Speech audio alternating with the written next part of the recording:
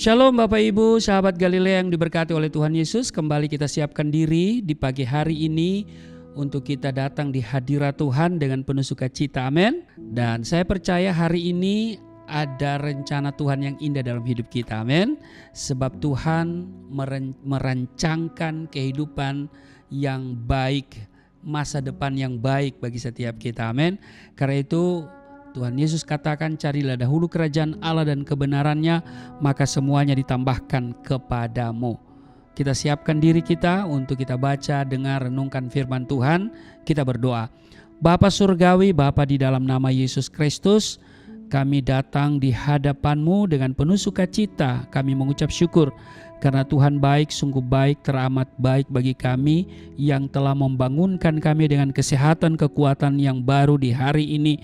Kami ada sebagaimana berada semua karena anugerah-Mu, Engkau yang telah memberkati istirahat tidur kami di sepanjang malam yang telah berlalu. Dan sebelum kami beraktivitas di sepanjang hari ini, kami hendak baca, dengar, renungkan firman-Mu. Urapi kami, buka hati pikiran kami. Kami tolak setiap roh, setiap kuasa yang tidak memuliakan Tuhan, setiap roh dan kuasa yang merampas perhatian, konsentrasi, yang mencuri kebenaran firman-Mu. Kami patahkan, hancurkan dalam nama Tuhan Yesus. Urapi hamba-Mu yang tidak ada apa-apanya.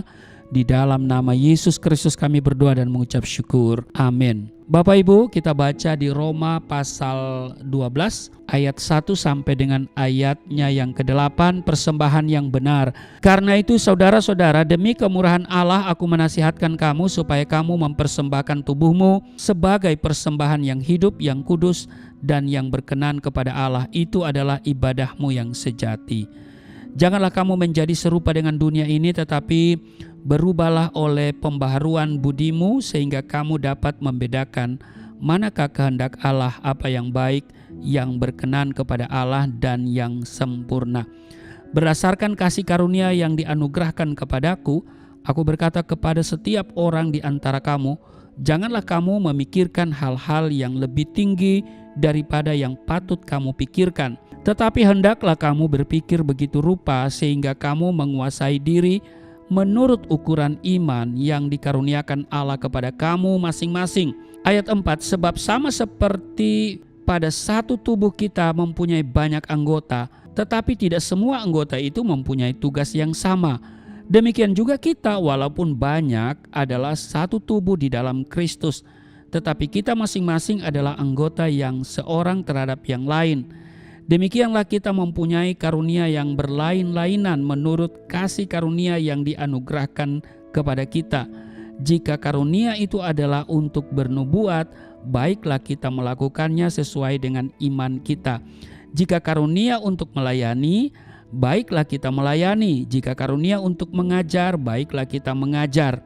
Ayat 8, jika karunia untuk menasihati, baiklah kita menasihati. Siapa yang membagi-bagikan sesuatu, hendaklah ia melakukannya dengan hati yang ikhlas. Siapa yang memberi pimpinan, hendaklah ia melakukannya dengan rajin. Siapa yang menunjukkan kemurahan, hendaklah ia melakukannya dengan sukacita. Demikian di Roma pasal 12 ayat 1 sampai dengan ayatnya yang ke-8. Di ayat 1 dikatakan begini, karena itu saudara-saudara, demi kemurahan Allah, aku menasihatkan kamu, supaya kamu mempersembahkan tubuhmu sebagai persembahan yang hidup, yang kudus, dan yang berkenan kepada Allah. Itu adalah ibadahmu yang sejati. Nah Bapak Ibu, ibadah yang sejati tidak berbicara tentang jam terbang kita dalam melayani pekerjaan Tuhan, atau kerajinan kita menghadiri jam-jam ibadah di gereja, atau besarnya jumlah persembahan yang kita bawa ke rumah Tuhan. Bukan itu. Ibadah yang sejati ini berbicara tentang bagaimana kita mempersembahkan seluruh keberadaan hidup kita sebagai persembahan yang hidup, kudus, dan yang berkenan kepada Tuhan. Nah, mempersembahkan tubuh kepada Tuhan berarti memisahkan atau menghususkan tubuh kita ini hanya untuk melakukan perkara-perkara rohani yang menyenangkan hati Tuhan, bukan untuk perkara-perkara duniawi. Rasul Paulus menegaskan bahwa tubuh kita adalah bait Roh Kudus, tempat di mana Roh Kudus tinggal. Karena itu kita harus mempersembahkan tubuh kita untuk kemuliaan nama Tuhan. Sebab kita telah dibeli dengan harga yang lunas dibayar. Amin. Demikian yang tertulis di 1 Korintus 6 ayat 19 dan 20. Ya kan? Bukan untuk kesenangan daging kita Bapak Ibu. Ada tertulis di 1 Petrus 1 ayat 18 dan 19, dikatakan di ayat 18, sebab kamu tahu bahwa kamu telah ditebus dari cara hidupmu yang sia-sia, yang kamu warisi dari nenek moyangmu, itu bukan dengan barang yang fana, bukan pula dengan perak atau emas, ayat 19, melainkan dengan darah yang mahal, yaitu darah Kristus yang sama seperti darah anak domba, yang tak bernoda dan tak bercacat.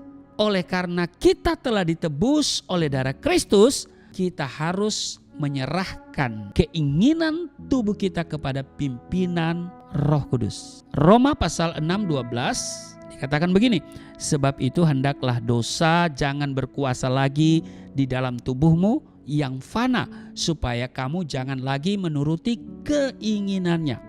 Jadi Bapak Ibu, sahabat Galilea yang diberkati oleh Tuhan Yesus, hal ini berarti kita tidak lagi menyerahkan anggota-anggota tubuh kita ini kepada dosa untuk dipakai sebagai senjata kelaliman, tetapi menyerahkannya kepada Tuhan untuk dipakai sebagai senjata kebenaran. Amin. Nah Bapak Ibu sahabat Galilea yang diberkati oleh Tuhan Yesus, sampai saat ini masih banyak orang Kristen, ya jemaat awam, ya, tapi juga ada yang sudah melayani pekerjaan Tuhan, yang berstatus hamba Tuhan, yang tetap hidup memuaskan keinginan dan hawa nafsunya, melakukan perselingkuhan, jatuh dalam dosa perzinahan, ya kan? Terlibat dalam pergaulan seks bebas, ya, ada yang terlibat dengan narkoba dan sebagainya dan sebagainya. Ini sangat memprihatinkan. Orang percaya dipanggil oleh Tuhan bukan untuk melakukan apa yang cemar, melainkan apa yang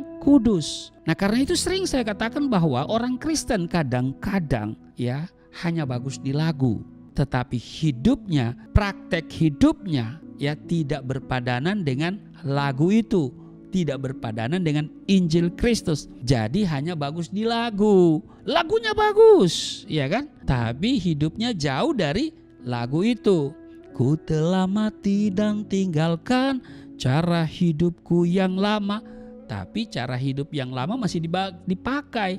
Hanya lagu saja dia katakan, tinggalkan cara hidup yang lama. Tapi kehidupan sehari-hari masih yang lama, gitu kan? Nah, karena itu Bapak Ibu kita diingatkan pada pagi hari ini supaya kita mempersembahkan tubuh kita sebagai persembahan yang hidup, yang kudus, yang berkenan kepada Allah. Itu adalah ibadahmu yang sejati. Selamat beraktivitas. Tuhan Yesus memberkati. Mari kita berdoa. Terima kasih hari ini kami diingatkan supaya kami mempersembahkan tubuh kami sebagai persembahan yang hidup, yang kudus, yang berkenan kepada Allah. Sebab itu adalah ibadah kami yang sejati. Terima kasih firman-Mu telah mengingatkan kami supaya kami hidup berpadanan dengan Injil Tuhan. Bukan hanya bagus di lagu, tetapi juga manis dalam kehidupan praktis. Sehingga Engkau memandang dari surga, Engkau mendengar kehidupan kami selalu manis yang berkenan kepada Tuhan. Terima kasih, berkati seluruh sahabat Galilea dalam tugas kerja mereka hari ini. Perlindungan Tuhan sempurna, berkat Tuhan melimpah bagi kami hari ini. Ada mujizat, ada kemenangan kami raih di dalam nama Yesus Kristus. Kami berdoa dan mengucap syukur. Amin.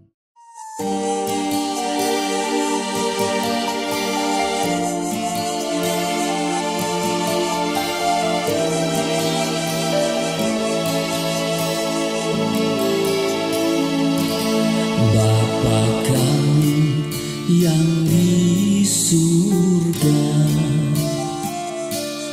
dimuliakanlah nama-Mu. Datanglah kerajaan, jadilah kehendak-Mu di bumi seperti di surga.